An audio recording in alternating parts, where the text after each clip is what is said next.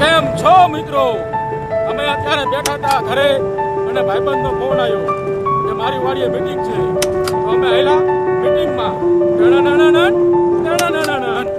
જોઈ શકો છો મિત્રો તમે, અમે રોડ ઉપર ચડી ગયા છીએ વાડીએ જવા માટે મીટિંગમાં, અને એ પણ મોટરસાયકલમાં.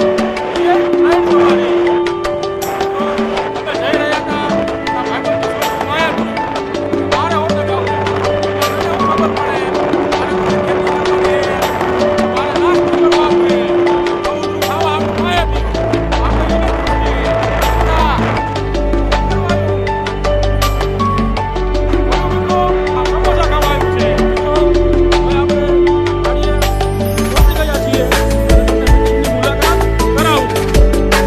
ફાઇનલી મિત્રો આપણે વાડીએ પહોંચી ગયા છીએ અને આપણે જોઈ શકીએ છીએ કે પાછળ મીટિંગ છે એ સાહેબની ગાડી પણ આવે છે. આપણે તે ગાડીને અંદર લેવડાવીએ.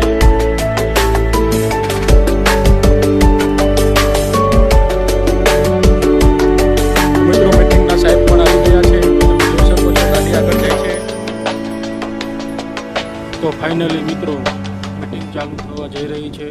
કંપનીનું નામ છે ધર્મજ લિમિટેડ કંપની.